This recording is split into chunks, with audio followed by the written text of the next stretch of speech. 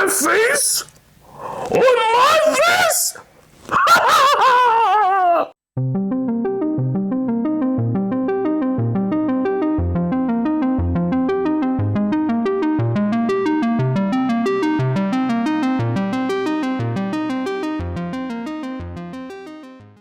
So what is Welcome to Derry about?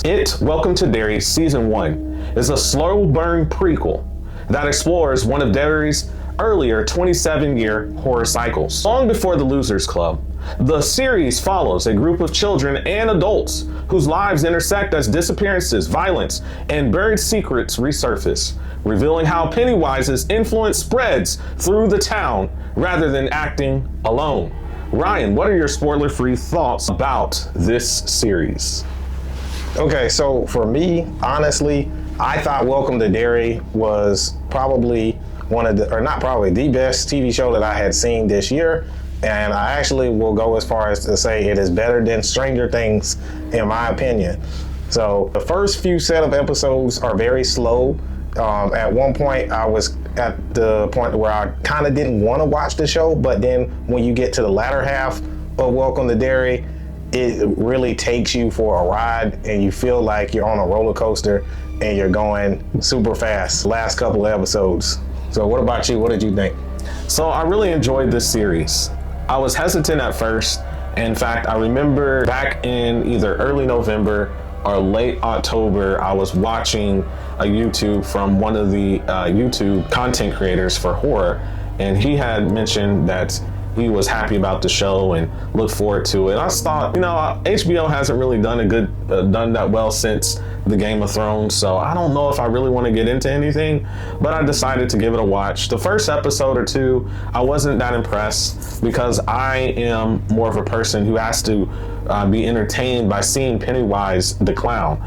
And so the first half and getting through those first 4 episodes was really difficult for me, especially when it just teased about the entity, rather than having Pennywise the clown played by Bill Skarsgård, who does an amazing job at the second half of this series.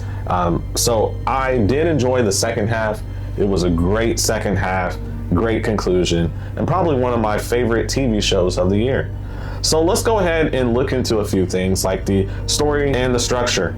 So the season arc, what we have is it's set primarily in 1962, where we have our group of our gang, essentially here, of kids who are the protagonists of the story. And so we follow these children around as their fears grow and they begin to understand that something's not right and that it has to do with the entity it. And then we also see the military get involved and stuff like that. And then the tension builds as we do get an introduction into our main antagonist, and that is Pennywise. Here, Ryan, so what did you think about the strengths in this series here? What were some of the strengths here? Just your own personal thoughts. What do you think were some of the strengths that you noticed from the episodes?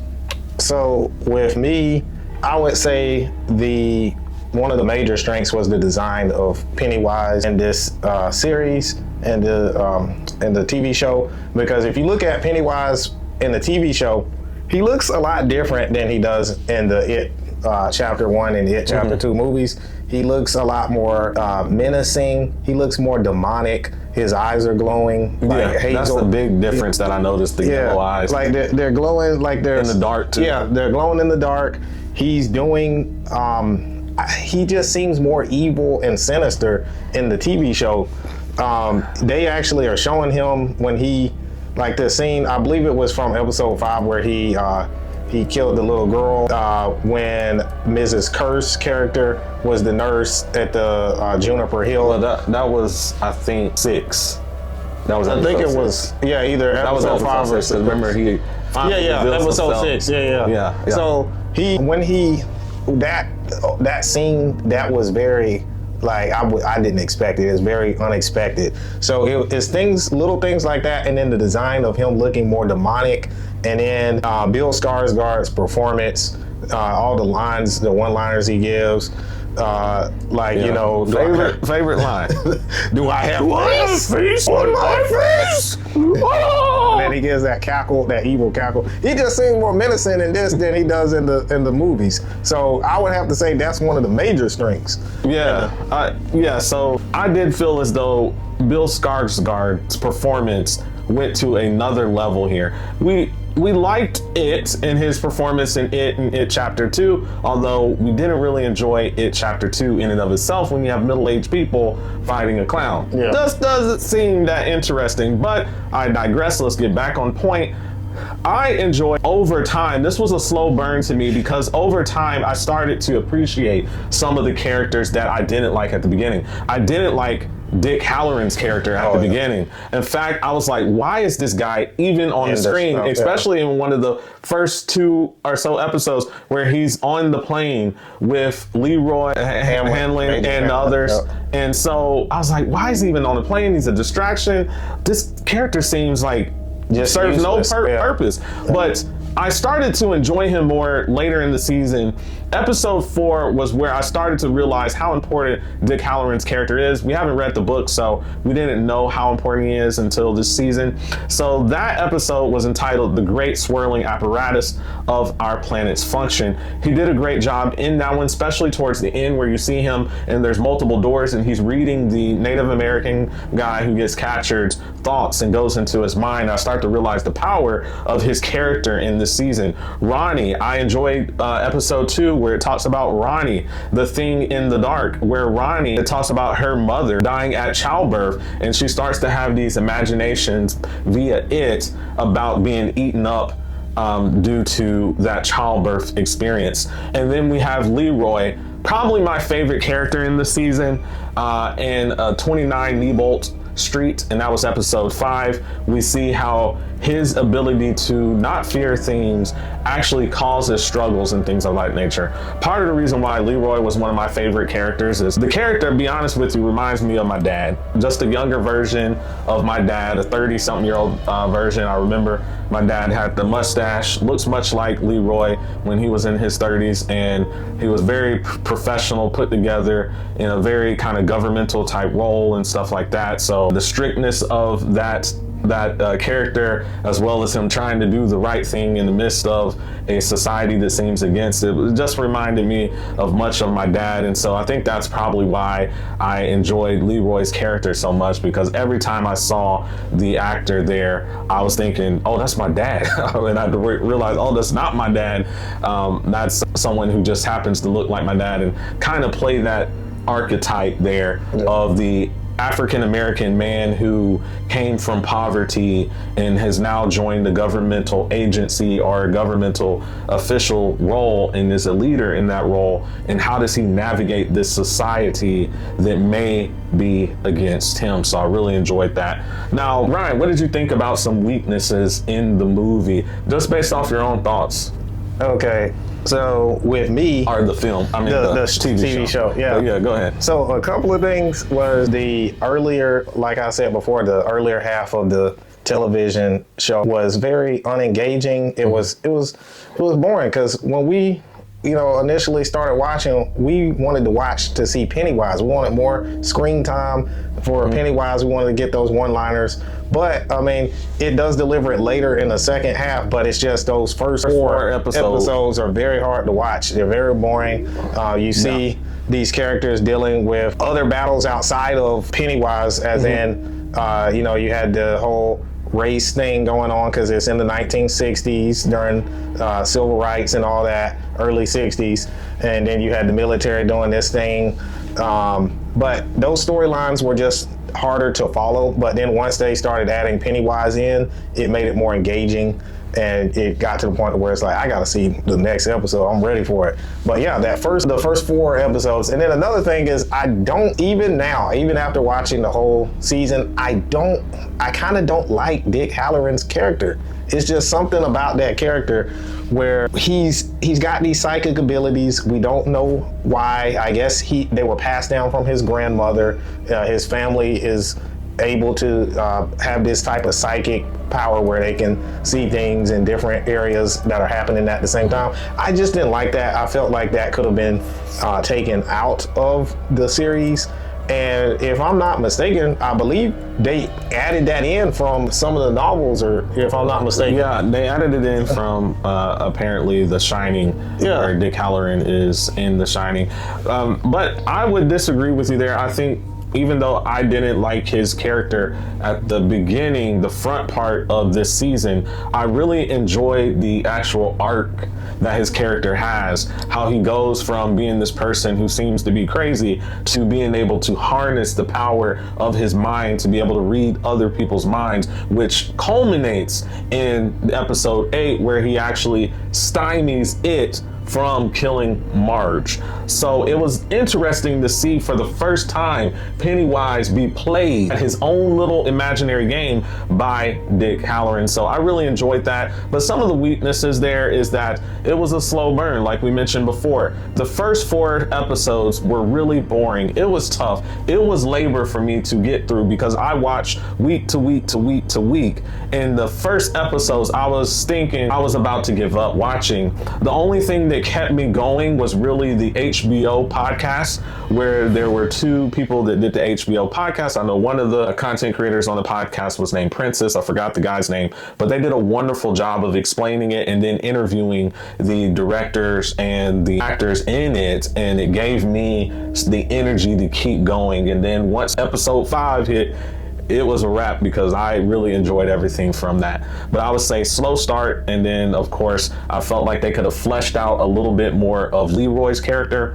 We understand that he's in the military, he's an officer in the military, major in the military. He, like I said, he reminded me much of my dad. I would just like to see more of his story, like some flashbacks about what happened to him. How did Leroy become so rise up the ranks when for many times in that time African Americans were not given a lot of times the opportunity at that time. I'm not talking today, I'm talking 1960, to be able to rise up the ranks from organizations due to racism. So I would like to see a little bit more about his storyline. How did he grow up? How is his parents? Was he raised by a single mom, much like my father, and able to make it out of poverty and to be able to make something of himself? I wanted to see more of that. I also wanted to see Dick Halloran, not as a single man. I would prefer to see him as a man, either has a love interest or someone who has a family, because oftentimes African American men are not actually displayed as being family men,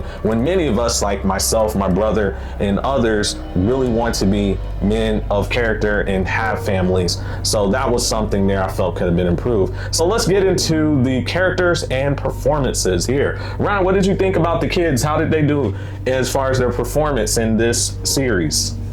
Okay, so I thought pretty much all of them did a good job.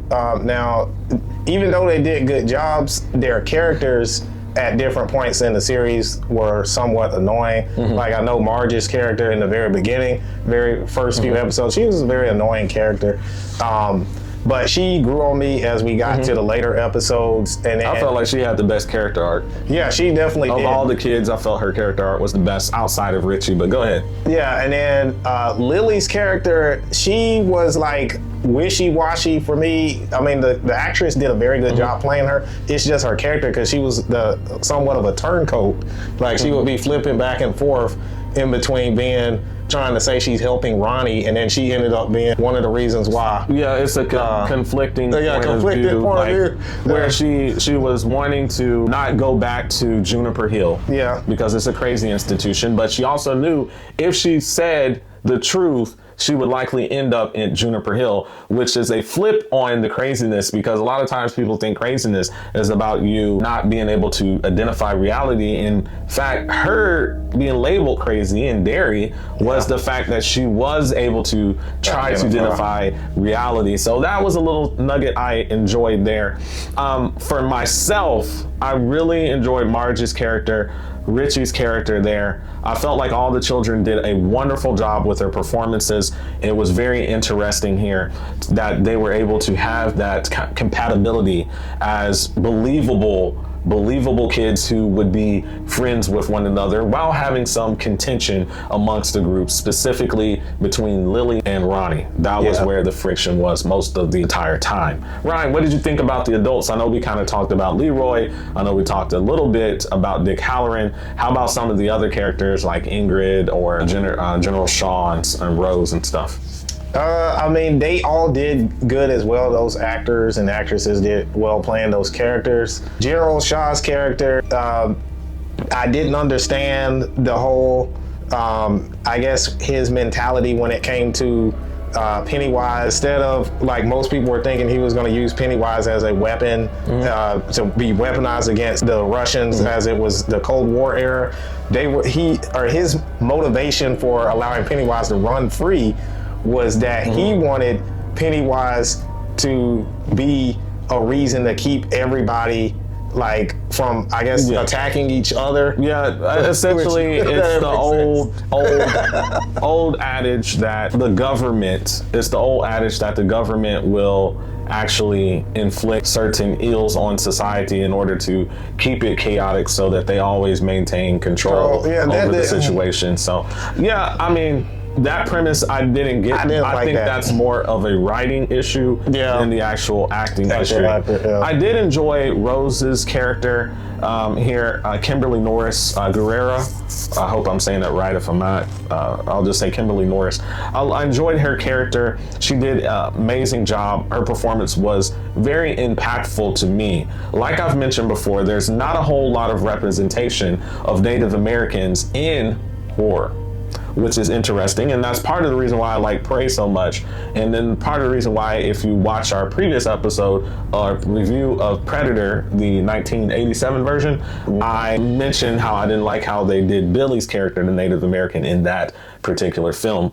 I digress. I listened to the podcast. Apparently they had a professor from the University of Maine who served as a kind of educator of during the filming of the movie of the Native American practices. So I enjoyed that the directors gave that ability to have someone who has that knowledge inside of the actual filming, so that what's shown on the film can actually be something that services that community in a representation type way. So I enjoyed that. As far as others, like Ingrid Kirsch, I feel as though the actress, she does an amazing job throughout this film. I kind of knew in the earlier episodes there was something about her. I knew that she was somewhat evil because when she's the only person talking to Lily at Juniper Hill, I was like, something's off with that. This friendship between this older woman who's could be her grandmother or great grandmother and her just seems off. And so, but I enjoyed the actress there. But of course, the best person in this particular film, the actor Bill Skarsgård did an amazing job. Amazing performance, just killed it. His performance in here is better, I would say 2 times better than what he did in either of the It films. So I did that. I did like his, and then Leroy and Charlotte handling the actors who played them, Javon Adepo and Taylor Page, I felt like did an amazing job. Really, guys, we don't see this a whole lot, but it almost reminded me of me being Will, the kid Will, and those 2 people being my parents, and how similar like Leroy is to how my father was growing up, and how similar Charlotte in some ways was for my mom growing up and stuff like that. I enjoyed it, loved it, did an amazing job. So let's talk a little bit about the visuals, right? There's been a lot of critiques on the visuals.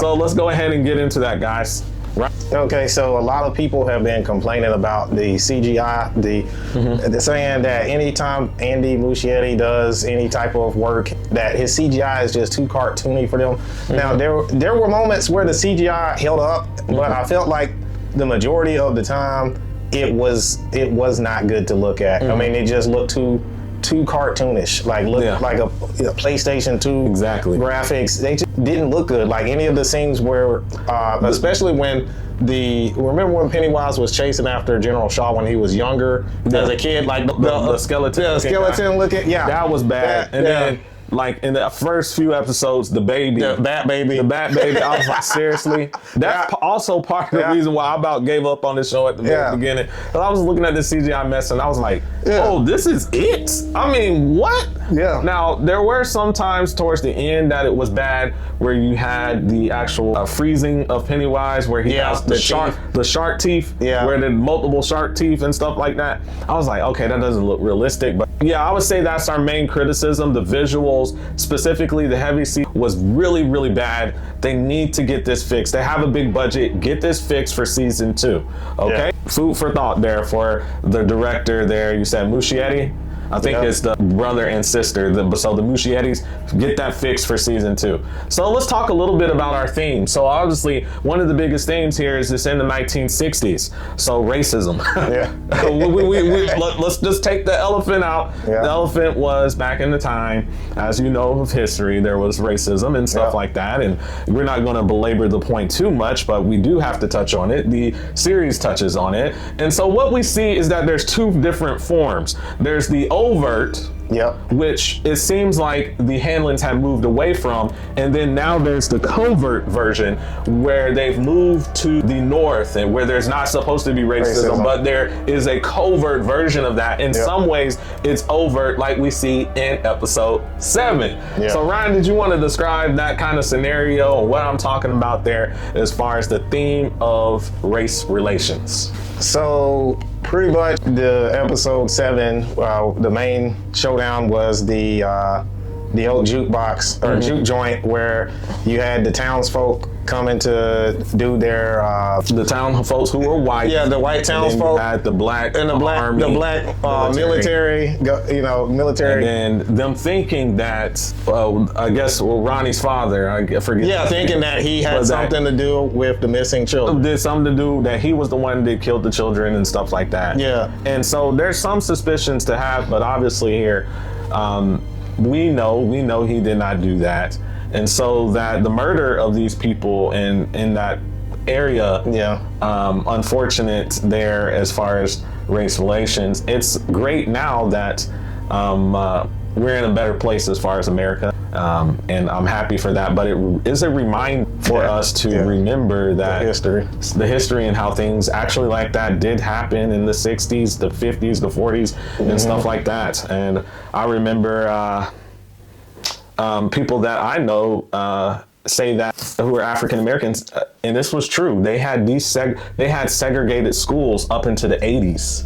I think I remember Dad had started to go to a desegregated school in the 80s or the late 70s. So guys, this stuff just didn't stop in the 60s there. But I'm glad that that element was a part of the story and that they conveyed that, because it's a past that we want to remember, so that our future can be brighter and we can learn and make better decisions for the future. It's not meant to point the finger at people. It's meant to learn from, so that we don't repeat the same mistakes. So another type of thing that we have is this kind of cycle of violence, the whole 27-year thing here. So we go back to the 1908, then we go to the 1935 or whatever, somewhere around there, and then 1962. And so the cycle of repeating in 1989, and then so forth and so on. So Ryan, what were your thoughts about that?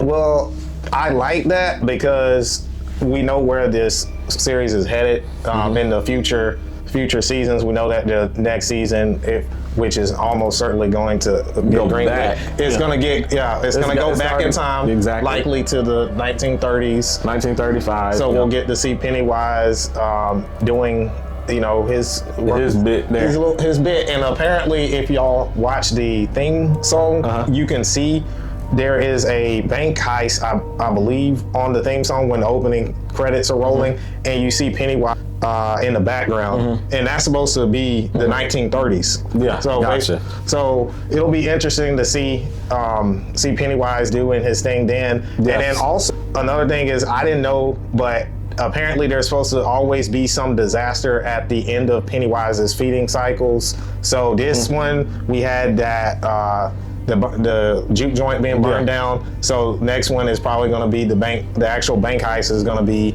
I guess some shootout or something is supposed to take place, and that's going to be the end of that cycle. But yeah, so we just get this ongoing trauma, ongoing violent cycles of violence with Pennywise coming out. Yeah. So yeah, and then just to talk another theme, childhood trauma and how it affects people. So we see Marge, you know, she's over on the bad girl side, or call them the mean girl side, or whatever. And then she's a bully to Lily, and then she goes through trauma herself, gets one of her eyes taken out there, and then we see her arc towards goodness there. So, and we see it with Lily there with her father being, I guess, disintegrated. We see, and then her visions of him being in the pickle jar. We see it with Ron, with her visions of her mom dying because she's born, and the trauma there. And then we see it all throughout this film. But I really enjoyed one of the standout characters, Richie. Smallest guy, but hey, he was a great guy there, and he didn't fit, but he still had character. A lot of times we see in society, when you have someone that's bullied, they go off the deep end. And what this story is telling us is, hey, just because you're bullied, you don't need to go off the deep end. You still can have character. Your life still has purpose. You still have meaning. There's a beautiful life ahead of you. Learn to do good to others and to not give in to how other people are treating you or seeking revenge. We don't need to seek revenge. We just need to process. And nowadays, go to therapy. You know, I would encourage you to read your Bible, look at scripture, go to church, listen to Jesus, pray to Jesus, follow the Lord, and he'll give you that healing that you need, so that you don't have to be bitter, but that you can use the trauma that you've experienced to move forward in life and have a positive impact instead of a negative impact there. So Ryan, any other thoughts or themes that you wanted to talk about here? No, I think we hit on pretty much most of those. So. Okay, so right before we get into our final verdict, we wanted to discuss the comparison of the It films with this particular TV show. Ryan, you already talked a little bit about your thoughts, so just a little bit of more on that, and then we'll wrap it up here. Well, I'll just say the TV series is much more superior than TV or the movies. Definitely a lot better. I feel like it makes Pennywise seem more menacing, more sinister, and then we get a full, complete story in the TV series. Whereas with the movies, he just doesn't seem as terrifying or as scary, and we didn't get as much of a backstory on how he operates and what his capabilities are, and we get more of the lore and the expansion on how Pennywise works with the TV series. So yeah, so that is interesting. I do think that this show, this series was better than both of the films. Of course, the It Chapter 2 was by far the worst of all of these things here, creative arts, but and then it was decent, was okay. Yeah, I just did not buy in as much to Pennywise the Clown. But after watching this season and seeing Bill Skarsgård's performance and him doing better than what he did in either of the two films, I mean, it was spectacular. Emmys, the people who are in charge of Emmys, go ahead and give the Best Actor award to my friend Bill Skarsgård. Obviously, he's not my friend, but he did an amazing job. I mean, it was spectacular. I don't know if I've seen a villain performance outside of Heath Ledger's performance in Batman that was that good. That good. The way that he acted reminded me of Heath Ledger's performance in Batman. Wow, it was spectacular. But Ryan, let's get to our final verdict on this particular TV series.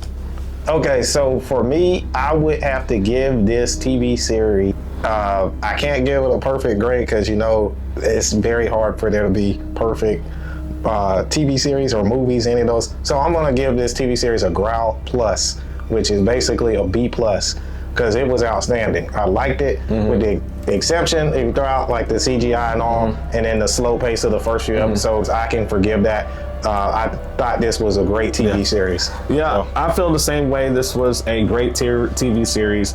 The only reason I give it a growl plus instead of a perfect score is because of the first few episodes. We're kind of slow getting out of the blocks here, guys.